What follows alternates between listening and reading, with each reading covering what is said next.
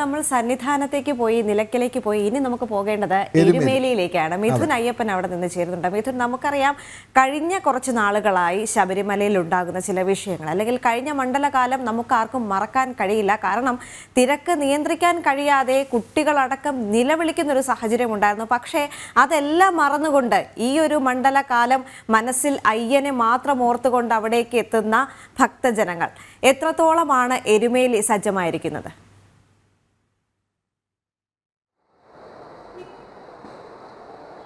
തീർച്ചയായും നമ്മൾ ശബരിമലയിൽ എത്തുന്ന ഭക്തജനങ്ങളെ സംബന്ധിച്ചിടത്തോളം നമുക്ക് വ്യക്തമായി പറയാൻ കഴിയും. ഓരോ തവണയും മല കയറുമ്പോൾ നമുക്ക് വളരെ കഠിനമാണെന്ന് തോന്നും. അതുപോലെ തന്നെ ശബരിമലയിലേക്കുള്ള പാതയും ഇവിടുത്തെ തിരക്കും അതുപോലെ തന്നെ വഴികളിലെല്ലാം അനുഭവപ്പെടുന്ന മറ്റു ബുദ്ധിമുട്ടുകളെല്ലാം വളരെയേറെ ക്ലേശകരമായി മനസ്സിനെ ബാധിക്കുമെങ്കിലും പിന്നീട് ദർശനം പൂർത്തിയാക്കി മടങ്ങുമ്പോൾ അടുത്ത തവണ വീണ്ടും വരണമെന്നുള്ള ഒരു ആഗ്രഹത്തോടു കൂടിയാണ് ഇവിടുന്നുള്ള ഓരോ ഭക്തരും മടങ്ങാറ്. പക്ഷേ ഓരോ തവണയും ദുരിതങ്ങൾ ഇരട്ടിക്കുന്നു എന്നല്ലാതെ മറ്റൊന്നും പറയാനില്ല എന്നുള്ളത് തന്നെയാണ് ശബരിമല തീർത്ഥാടകരെ സംബന്ധിച്ച് നമുക്ക് പറയാൻ കഴിയുന്നത്. ശബരിമലയുമായി ബന്ധപ്പെട്ടുള്ള ഏതൊരു പ്രശ്നങ്ങളും, തിരക്കാകട്ടെ അല്ലെങ്കിൽ തന്നെ ട്രാഫിക് പ്രശ്നങ്ങളാകട്ടെ, അടിസ്ഥാന സൗകര്യ പ്രശ്നങ്ങളാകട്ടെ, ആദ്യം പ്രതിഫലിക്കുന്നത് എരുമേലിയിലാണ്. അവിടെ തന്നെയാണ് ഞാനിപ്പോൾ നിൽക്കുന്നത്. എരുമേലി ഇപ്പോൾ സജീവമായി കഴിഞ്ഞു. വിവിധ ദേശങ്ങളിൽ നിന്നുള്ള അയ്യപ്പ ഭക്തന്മാർ ഇവിടേക്ക് എത്തി തുടങ്ങി. അയ്യപ്പന്മാർ പേട്ടതുള്ളലും ഒക്കെയായി ഇവിടെ സജീവമായി കൊണ്ടിരിക്കുകയാണ്. പക്ഷേ നമുക്ക് എടുത്തു പറയേണ്ടിയിരിക്കുന്നത് ഏറ്റവും ബുദ്ധിമുട്ടേറിയ അടിസ്ഥാന സൗകര്യ പ്രശ്നങ്ങൾ അലട്ടുകയാണ് ഇത്തരത്തിലുള്ള എരുമേലിയെ എന്നുള്ളത് തന്നെയാണ് പറയാൻ കഴിയുന്നത്. നമുക്കറിയാം കഴിഞ്ഞ ഏതാണ്ട് ഒരാഴ്ചയിലധികമായി എരുമേലിയിലെ വിവിധ പ്രശ്നങ്ങൾ പ്രേക്ഷകരിലേക്ക് എത്തിക്കുന്നുണ്ട്, ദേവസ്വം ബോർഡിന്റെ ശ്രദ്ധയിൽപ്പെടുത്തുന്നുണ്ട്, അധികൃതരെ ധരിപ്പിക്കുന്നുണ്ട് ജനം TV. പക്ഷേ ഈ നിമിഷം വരെയും അതിനും കാര്യക്ഷമമായിട്ടുള്ള ഒരു പരിഹാരം കാണാൻ ദേവസ്വം ബോർഡിന് സാധിച്ചിട്ടില്ല എന്നുള്ളത് തന്നെയാണ് എരുമേലിയുടെ നേർക്കാഴ്ച. കാരണം കഴിഞ്ഞ ദിവസം നമ്മൾ പറഞ്ഞതാണ് ദേവസ്വം ബോർഡിന്റെ ഏറ്റവും പ്രധാനപ്പെട്ട ശൗചാലയങ്ങളൊന്നും തന്നെ ലേലം പോയിട്ടില്ല എന്നുള്ളത് ഏറ്റവും പ്രധാനപ്പെട്ട ഒരു കാര്യമായിരുന്നു. ഇന്നലെയാണ് അതിന്റെ ലേലം നടന്നത്. ഇന്നലെ വൈകിട്ട് നടന്ന ലേലത്തിൽ രണ്ട് ശൗചാലയ കേന്ദ്രങ്ങളുടെ ഇത്തരത്തിൽ ലേലം പോയി കഴിഞ്ഞിട്ടുണ്ട് എന്നുള്ളതാണ്. പക്ഷേ കൃത്യമായി പറയാം, ഇവയൊന്നും തുറന്ന് പ്രവർത്തിച്ചിട്ടില്ല എന്നുള്ളതാണ്. ഇപ്പോൾ നമുക്കറിയാം, ദൃശ്യങ്ങളിൽ നിന്ന് കാണാം, വിവിധ ദേശങ്ങളിൽ നിന്നുള്ള അയ്യപ്പ ഭക്തന്മാർ, നമ്മുടെ സഹോദര സംസ്ഥാനങ്ങളിൽ നിന്നുള്ള ഇതര സംസ്ഥാനങ്ങളിൽ നിന്നുള്ള അയ്യപ്പ ഭക്തന്മാരെല്ലാം തന്നെ എരുമേലിയിൽ വന്ന് തമ്പടിച്ചു കഴിഞ്ഞു. ആദ്യ ദിവസം തന്നെ, നട തുറക്കുന്ന ആദ്യ ദിവസം തന്നെ അയ്യനെ തൊടാനും മടങ്ങാനും മണ്ഡലകാല ആരംഭത്തിൽ തന്നെ തങ്ങളുടെ വ്രതം, ഇത്രയും നാളത്തെ നീണ്ട വ്രതശുദ്ധിയോടുകൂടി എത്തിയ അയ്യപ്പന്മാർ ഇത്തരത്തിൽ എത്തുന്നതാണ്.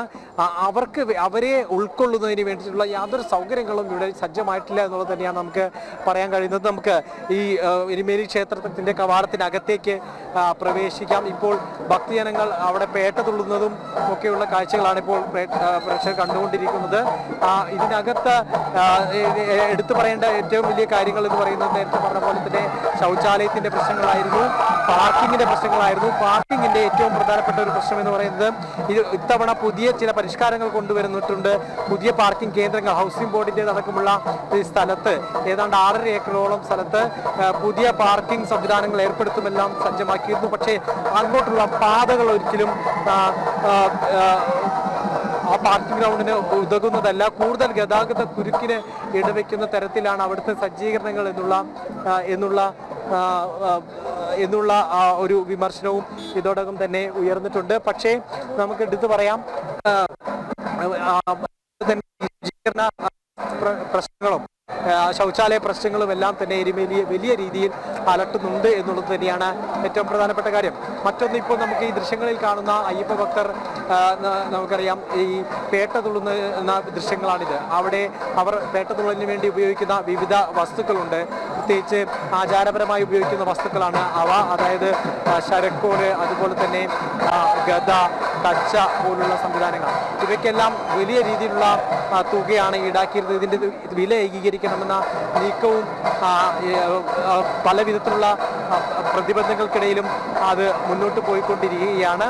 അത് ഏതെങ്കിലും തരത്തിൽ വില ഏകീകരിക്കുന്നതുമായി ബന്ധപ്പെട്ട് ഭക്തർക്ക് അനുകൂലമായിട്ടുള്ള നിലപാട് സ്വീകരിച്ചിട്ടില്ല. വലിയ തുക തന്നെയാണ് ഇപ്പോഴും ഈടാക്കുന്നത് എന്നുള്ള ഒരു വിമർശനം തന്നെയാണ് ഉയരുന്നത്. ഇപ്പോൾ ഇതാണ് എരുമേലിയിലെ ഏറ്റവും പ്രധാനപ്പെട്ട ശൗചാലയ കേന്ദ്രം എന്ന് പറയുന്നത്. ഇപ്പോൾ അതിൻ്റെ ദൃശ്യങ്ങൾ പ്രേക്ഷകരിലേക്ക് എത്താൻ കഴിയുമെന്നുള്ളതാണ്. എരുമേലി ക്ഷേത്രത്തിൻ്റെ തൊട്ടടുത്ത് തന്നെ നിൽക്കുന്ന ഏറ്റവും വലിയ ഒരു ശൗചാലയത്തിൻ്റെതായിട്ടുള്ള ഒരു കേന്ദ്രമാണ്.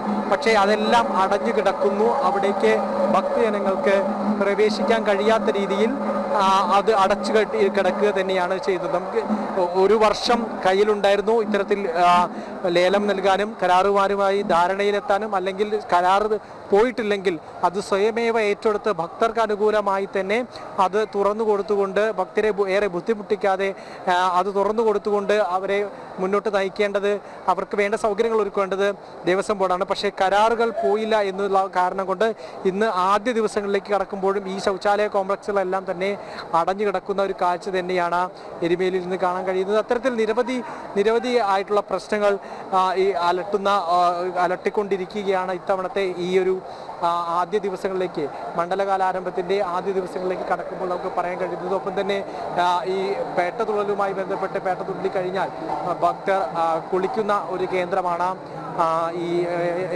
എരുമേലി ശ്രീധർമ്മശാസ്താ ക്ഷേത്രത്തിലെ വലിയമ്പലം എന്നറിയപ്പെടുന്ന ശ്രീധർമ്മശാസ്താ ക്ഷേത്രത്തിലെ ഈ കടവ് എന്ന് പറയുന്നത്. ഈ കടവിലും യാതൊരു വിധത്തിലുള്ള അടിസ്ഥാന സൗകര്യങ്ങളും ഉണ്ടായിട്ടില്ല എന്നുള്ളത് തന്നെയാണ്. വൃത്തിഹീനമായിട്ടുള്ള വെള്ളത്തിൽ വൃത്തിഹീനമായിട്ടുള്ള സ്ഥലത്ത് തന്നെയാണ് അയ്യപ്പന്മാർ ഇന്ന് ഇത്തരത്തിലുള്ള ഈ സ്നാനമെല്ലാം നടത്തുന്നത്. നമുക്കറിയാം ഓരോ വലിയ തീർത്ഥാടനങ്ങളിലും, ശബരിമല മാത്രമല്ല ഓരോ തീർത്ഥാടനങ്ങളിലും സ്നാനങ്ങൾക്ക് വലിയ പ്രാധാന്യമാണുള്ളത്. അതിന് ആചാരപരമായി വലിയ സവിശേഷതയുണ്ട്. ശബരിമല തീർത്ഥാടനത്തിൽ ഈ പേട്ടതുള്ളലുമായി ബന്ധപ്പെട്ടുള്ള ഈ എരുമേലി ശ്രീധർമ്മശാസ്ത്ര ക്ഷേത്രത്തിന് സമീപമുള്ള കടവിലെ ഈ സ്നാനത്തിനും വലിയ പ്രാധാന്യം തന്നെയാണുള്ളത്. പക്ഷേ അതിനെത്രത്തോളം മലീമസമായിട്ടാണ് മാറ്റിയിരിക്കുന്നത് എന്നുള്ളത് നമുക്ക് എടുത്തു പറയേണ്ട ഒന്നാണ്. ആദ്യ ദിവസം മാത്രമാണ് അയ്യപ്പന്മാർ എത്തിയിട്ടുള്ള ഒരു ആദ്യ ദിവസം മാത്രമാണ് ഇവിടെ ഉള്ളത് എന്നുള്ളത്. കഴിഞ്ഞ ദിവസം ഇതിൻ്റെ ദൃശ്യങ്ങളിലുള്ള കാണുമ്പോഴും നമ്മൾ പറഞ്ഞിരുന്നു ഇവിടുത്തെ ശുചീകരണം അടക്കമുള്ള കാര്യങ്ങൾ നടത്തിയിട്ടില്ല, മാലിന്യ നീക്കം കൃത്യമായ രീതിയിൽ നടത്തിയിട്ടില്ല എന്നുള്ളതും നമ്മൾ കണ്ടിരുന്നതാണ്. പക്ഷേ അതിലും വലിയൊരു മാറ്റമൊന്നും ഇന്നും ഉണ്ടായിട്ടില്ല എന്നുള്ളത് തന്നെയാണ് നമുക്ക് ഇവിടെ നിന്ന് പറയാൻ കഴിയുന്നത്. അയ്യപ്പന്മാരെല്ലാം തന്നെ ഇനിയുള്ള ദിവസങ്ങളിൽ ഇപ്പോൾ കാണുന്നതിൻ്റെ 100 ആളുകൾ ഈ എരുമയിലേക്ക് ഒഴുകിയെത്താനിരിക്കുകയാണ്. അത്തരത്തിൽ എല്ലാ വിധത്തിലുള്ള സംവിധാനങ്ങളും ഒരുക്കി ഏറ്റവും സുഖപ്രദമായിട്ടുള്ള ഒരു തീർത്ഥാടന കാലം ഒരുക്കേണ്ട സർക്കാർ അഭിമാനകരമായ രീതിയിൽ ഇത്തരത്തിലുള്ള ശബരിമലയെ മാറ്റേണ്ട ഒരു സർക്കാർ അല്ലെങ്കിൽ ദേവസ്വം ബോർഡ് അതിനെ ഏറ്റവും അലംഭാവത്തോടു കൂടിയുള്ള ഒരു രീതിയിലേക്കാണ് കൊണ്ടുപോയിട്ടുള്ളത് എന്നുള്ളത് തന്നെയാണ് ഇത്തവണത്തെ ഈ ആദ്യ ദിവസങ്ങളിലേക്ക്, മണ്ഡലകാലത്തിൻ്റെ ആദ്യ ദിവസങ്ങളിലേക്ക് കടക്കുമ്പോഴും നമുക്ക് പറയാൻ കഴിയുന്നത്. ഏതായാലും ഇപ്പോൾ ഈ പൊട്ടുകുത്തുന്നത് കാണാം അയ്യപ്പന്മാർ. ഇത് വലിയ രീതിയിൽ ഹൈക്കോടതിയുടെ അടക്കമുള്ള നിർദ്ദേശങ്ങൾ വന്നിട്ടുള്ള ഒരു സംഭവമാണ്. കാരണം ഇവിടെ എരുമേലിയിൽ പൊട്ടുകുത്തുന്നതിന് ദേവസ്വം ബോർഡ് 10 രൂപ വെച്ച് ഈടാക്കുന്നത് വലിയ രീതിയിലുള്ള പ്രശ്നമായിരുന്നു. അത് ഹൈന്ദവ സംഘടനകളെല്ലാം തന്നെ ഇടപെട്ടുകൊണ്ട് ഇവിടെ പണം മേടിച്ചുകൊണ്ടുള്ള പൊട്ടുകുത്തൽ നടത്തരുത്, പൊട്ടുകുത്താൻ അയ്യപ്പന്മാരെ ഒന്ന് പണം പിരിക്കരുത് എന്നുള്ള ഹൈന്ദവ സംഘടനകളുടെ സമ്മർദ്ദത്തെ തുടർന്ന് അല്ലെങ്കിൽ ആവശ്യത്തെ തുടർന്ന് ഹൈക്കോടതി അടക്കം അതിൽ ഇടപെട്ടിരുന്നു.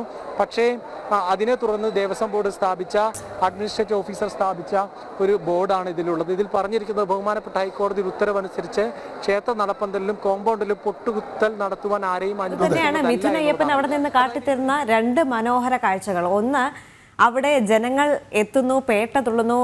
എനിക്ക് തോന്നുന്നു വിനോദ, അധർമ്മത്തിന്റെ മുകളിൽ ധർമ്മത്തിന്റെ വിജയം, അത് തന്നെയാണ് പേട്ടതുള്ളലിന്റെ സന്ദേശം എന്ന് പറയുന്നത്. എന്നാൽ മറ്റൊരു ഭാഗത്ത് നമുക്കറിയാം ശൗചാലയങ്ങളില്ല, ശുചിത്വം അവിടെ നഷ്ടപ്പെട്ടിരിക്കുന്നു എന്ന് ചില കാഴ്ചകൾ കൂടി മിഥുൻ അയ്യപ്പൻ അവിടെ നിന്ന് പങ്കുവയ്ക്കുന്നുണ്ട്.